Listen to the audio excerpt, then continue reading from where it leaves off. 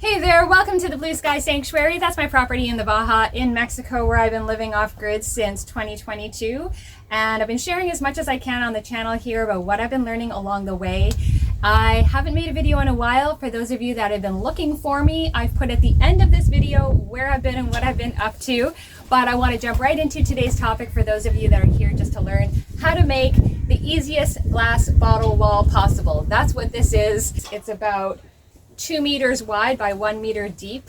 And basically this has been a trial run, an experiment to see what I can build out of earth and garbage, which is either the bottles that I've used here at my house or that I've scooped out of the ravine. The majority of these are actually out of the ravine, but unfortunately there's no recycling program here where I live in Mexico, so the glass bottles are just all in the garbage.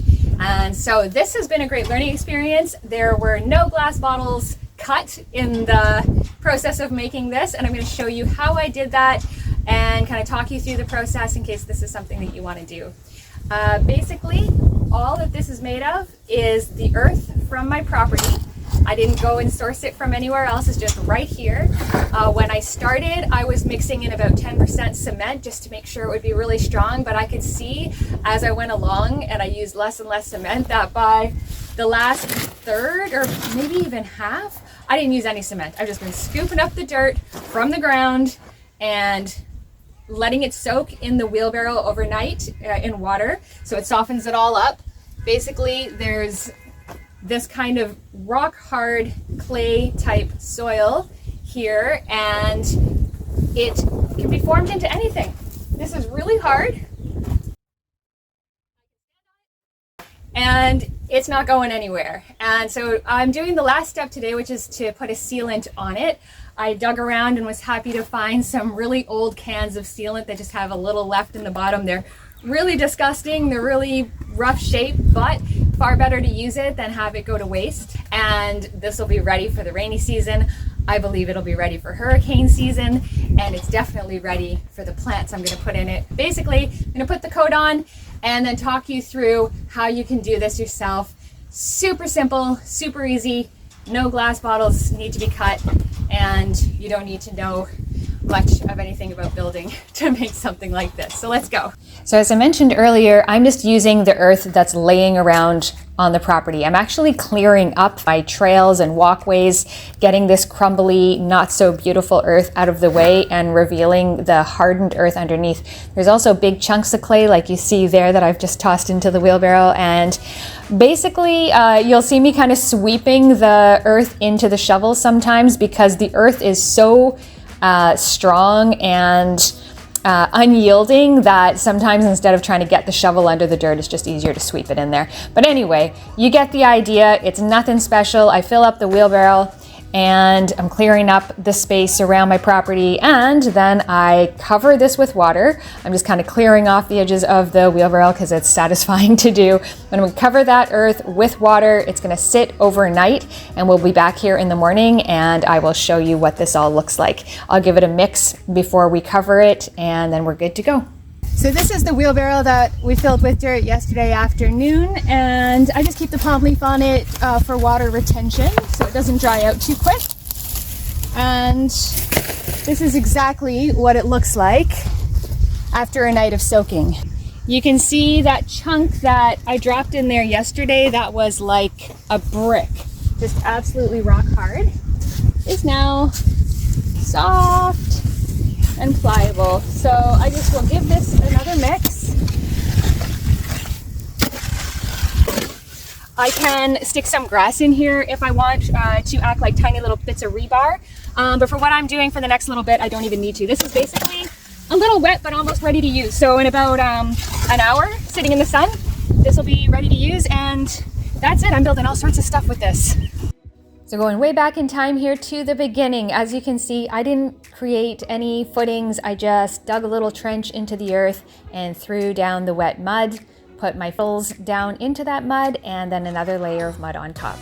And you can see those bottles aren't cut. I just put the heads of the bottles facing into the planter box. I knew that I wouldn't care whether they transmit light or not. I'm just using the bottles basically as brick to take up space and to create interest, and it's pretty beautiful whether they transmit light or not. On the back wall there's going to be a whole lot of bottles that are going to transmit light, but these ones on the front, it was not important to me that they do that.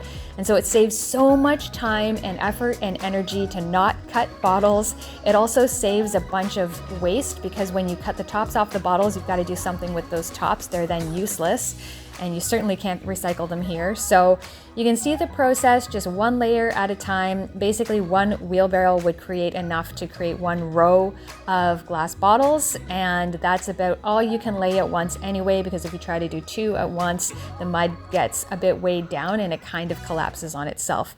So you can see I'm just one layer at a time. I didn't even plan this out as far as what bottles were going to go where. I would just kind of eyeball it, and if I didn't like how it looked after, I'd pull the bottles out.